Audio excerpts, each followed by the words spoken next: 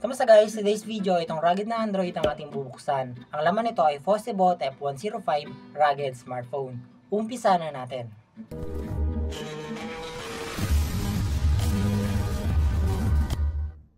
Meron tatlong color shade sa variant ng F105. Merong shade ng green, shade ng blue at itong kulay itim na pinili ko. Sa capacity naman ay isang variant lang. Meron siyang 4GB base RAM na may 64GB na storage. Buksan na natin ito guys para ma-review. Itong sa F105 natin guys at karaniwan sa mga packaging ng Fossebot na brand ay kulay orange yung box niya. Nasa likod ng box yung mga specs, isa-isahin natin yan mamaya. And buksan na natin to guys at ito na yung phone natin. Pero mga kasama niya muna sa package ay user's manual, SIM ejector pin, USB Type-C na cable, at 10 watts na AC charger.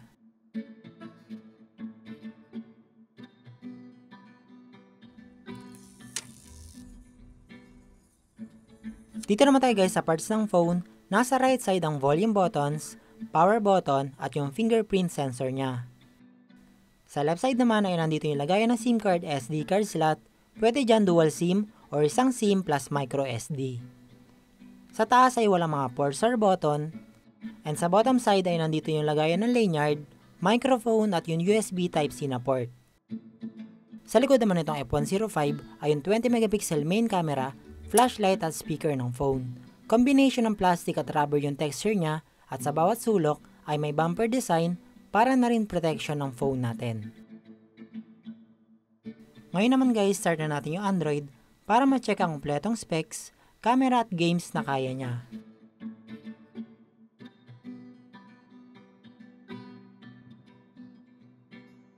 Eto na siya guys, nag-start na at na-setup ko na din. Smooth na rin siya at malinis ang interface dahil stock OS to guys, walang bloatware. 464 ang capacity tapos sa CPU naman ito ay MediaTek MT8768 ang processor. Octa-core yan guys, 6.745 inch ang screen, HD Plus na IPS display. 10,300 mAh ang battery nito guys, sobrang tagal malobat, pero 10 watts lang yung charging niya, kaya medyo matagal din siya i-charge. Android 14 ang operating system na magandang OS kahit minimal lang yung update niya dahil mas secure yung phone natin. And itong F105 ay merong gloves mode na okay to sa mga riders para mas touch sensitive yung screen natin. Sa settings niya ay meron siyang smart panel. Kapag enabled, swipe lang from the side edge ng phone para lumabas yung mga favorite apps natin. Another way rin to para sa easy access dahil itong rugged phone natin ay walang custom key button, di tulad ng mga na-unbox natin before. 4GB ang base RAM nitong F105 natin. Pero meron siyang memory expansion na 8GB additional. I-enable mo lang at restart ng phone para ma-apply ang setting. Pag-open ulit ng phone natin guys ay 12GB RAM na itong sa F105. Pero tandaan natin na kumakain ng internal storage yan para bumilis yung loading ng apps or games at mas madaming ma-open ng sabay-sabay.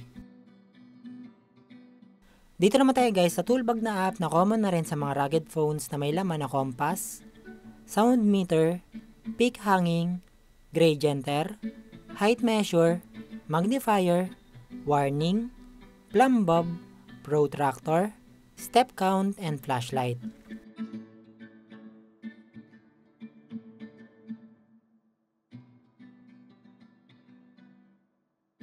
Matibay itong phone natin guys dahil IP68, 69 up to 1.5 meter na height sa drop at waterproof din siya within 1.5 meter deep around 30 minutes na safe limit. Basta siguraduhin lang natin na nakasarado ng maayos yung mga flaps ng phone para walang pumasok na tubig sa kanya.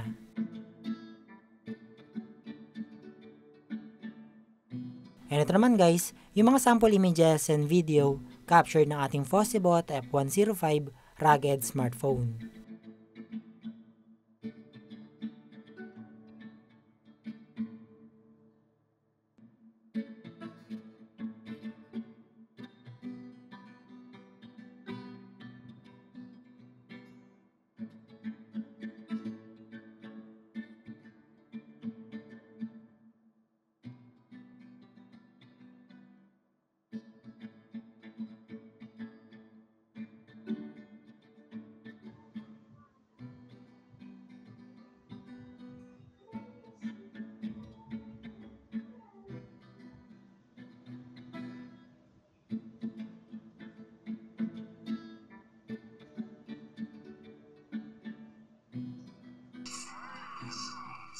Sa games naman tayo guys, dito sa Metal Slug, suwabe na rin yung phone natin kahit naka-manual aiming tayo sa setting, kaya swak na to sa mga 2D games katulad nito.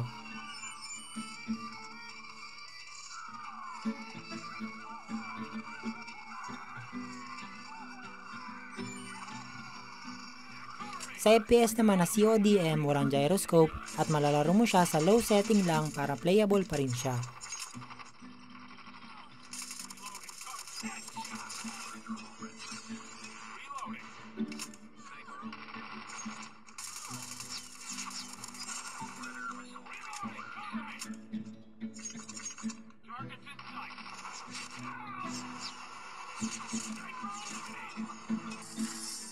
Dito naman sa MOBA game na ML, medium graphics tayo para smooth yung galawan natin.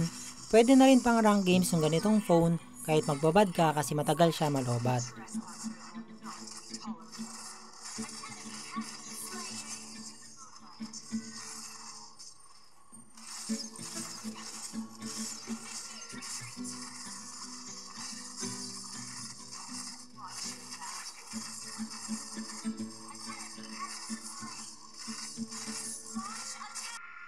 And last game ay itong RPG na HSR. Very low setting lang tayo dito guys. Slightly playable siya para sa akin. Malalaro mo naman siya pero para sa akin, hindi enjoy kung sobrang baba ng graphics. Pero at least running siya.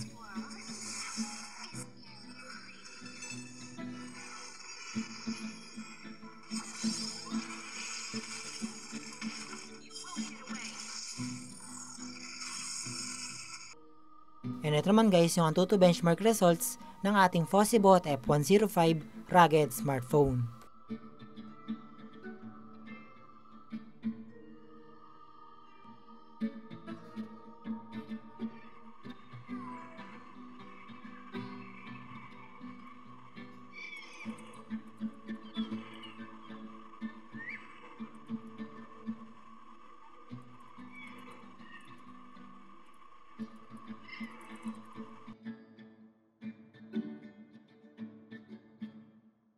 Conclusion natin guys, ito para sa akin pinakasulit na budget friendly pagdating sa rugged phones running sa Android 14. May mga nawalang layouts lang katulad ng custom key button, pero at least nagkaroon siya ng built-in na smart panel.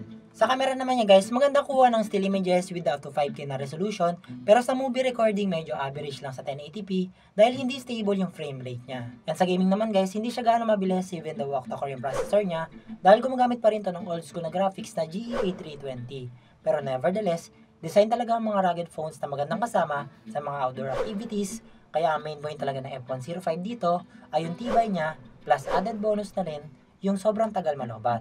And salamat guys sa panonood, huwag kalimutan mag-subscribe, like and follow para mapanood nyo agad susunod na unboxing ng mga rugged smartphones.